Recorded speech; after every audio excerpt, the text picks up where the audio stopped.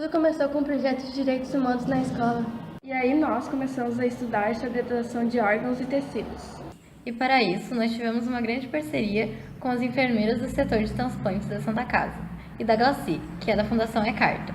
Daí em diante, começamos a fazer oficinas e palestras com os alunos da escola, com o objetivo de trazer esse assunto e criar um espaço de diálogo e discussão sobre esse tema tão importante que é a doação de órgãos. Quando a gente começa as palestras, a gente pergunta quem é doador. Tudo depende da pessoa, do doador. Um simples ato, uma simples decisão da família de autorizar a doação pode salvar 8 pessoas. A gente diz assim, em termos gerais, até 8 pessoas. Pode doar 2 rins para 2 pessoas, pode doar o fígado, pode doar o coração, o pulmão, às vezes 1 ou às vezes 2 pulmões, porque às vezes um transplante a gente usa os 2 pulmões para o mesmo receptor, as 2 córneas, aí não é salvar, aí é melhorar a qualidade de vida, pode doar. Aqui no Brasil muito pouco intestino, aqui em Porto Alegre a gente também já faz pâncreas. Então, em torno de 8 pessoas podem ser beneficiadas com o doador. E aí a gente se pergunta, por que não existe a cultura da doação de órgãos? Por que as pessoas não doam seus órgãos? Dificuldade de entendimento da população, a não crença da população em todos os organismos oficiais do governo.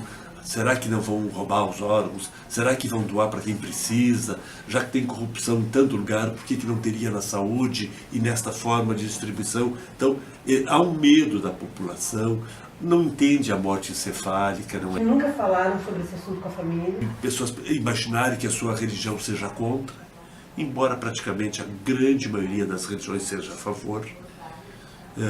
Inclusive, a gente pensa que Testemunha de Jeová não é contra, porque o transplante não envolve sangue. Então, e as pessoas pensam que poderia não ser favorável. Então, é uma questão de educação.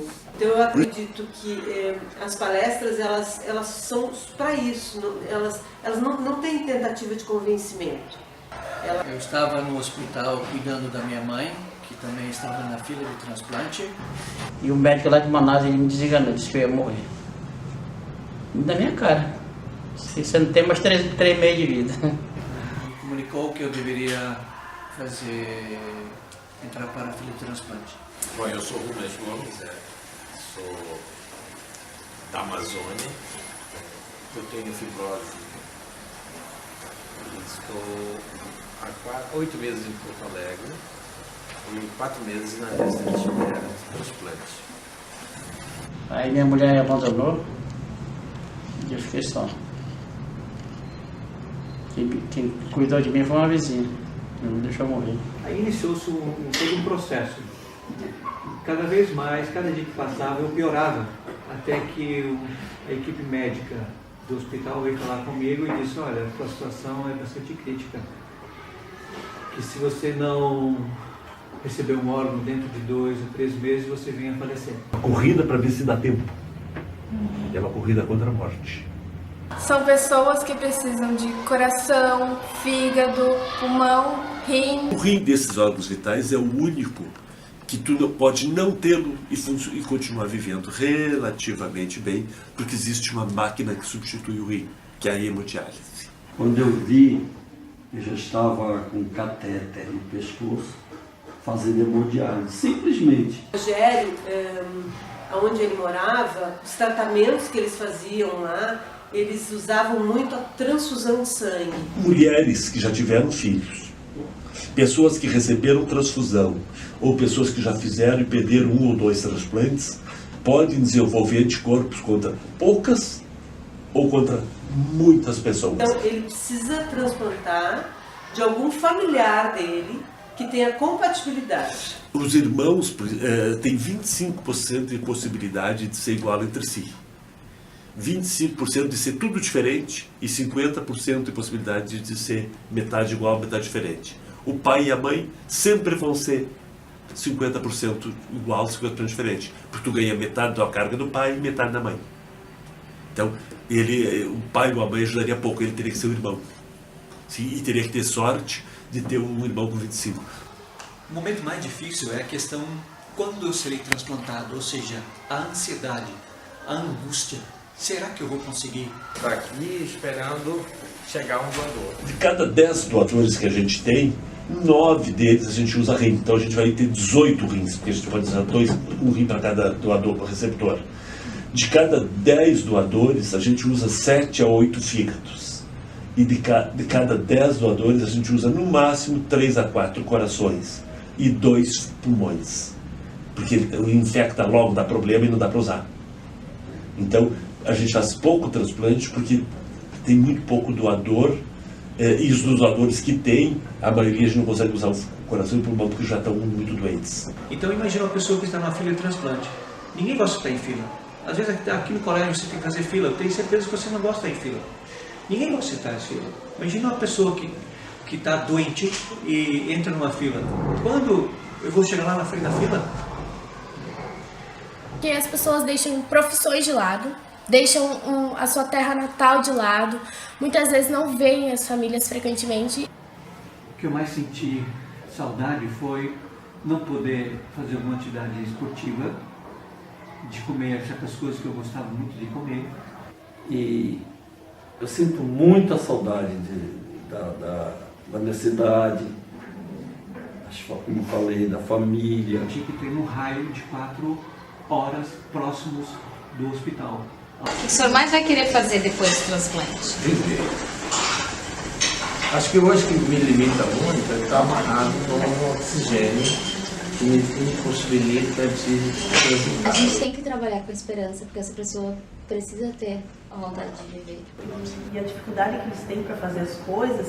E quando ele encontrou outras pessoas que também têm a mesma dificuldade, parece que se amenizam, né? Então o grupo fortalece. Eu tomei a decisão de querer viver. Então não faltei às consultas, fiz tudo o que a equipe médica me fez, me pedia, à risca. Nesse meio tempo a minha mãe faleceu e passado um tempo fui chamado para o transplante. A pessoa que faz um transplante tem que sempre fazer um acompanhamento pós-transplante o resto da vida. Tomar medicamento para evitar rejeição e se cuidar. A primeira coisa, quando eu acordei na UTI, eu olhei para o meu lado, olhei para o alto, cheio de aparelho e pensei, estou vivo. Então essas limitações sociais a gente enfrenta todo dia. Tá? Então, novo estilo de vida, limitações sociais e o emocional. Agora eu sou transplantado, né? Eu tenho uma rotina, ele fica conosco um ano depois do transplante. Né? O transplante pulmonar, o paciente tem consulta a cada 15 dias, tem reabilitação 3 vezes por semana, ele tem exames semanais. Né? Então, existe assim a limitação social. Ele não pode transplantar e sair, vou passear agora para fazer uma viagem lá para curtir a vida, não. Ele tem que passar por toda uma limitação social no início, para depois se inteirar devagarinho na sociedade de novo.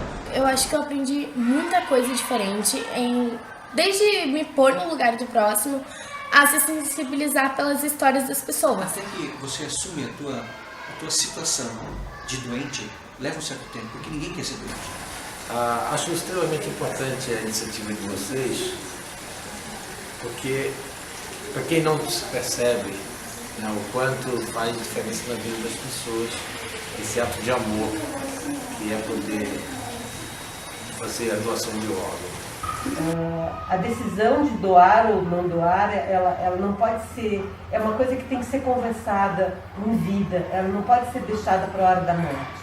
A hora da morte é uma delicadeza muito grande, porque a pessoa, quando entrou em morte encefálica, a família já é avisada e a família já começa a viver o seu luto.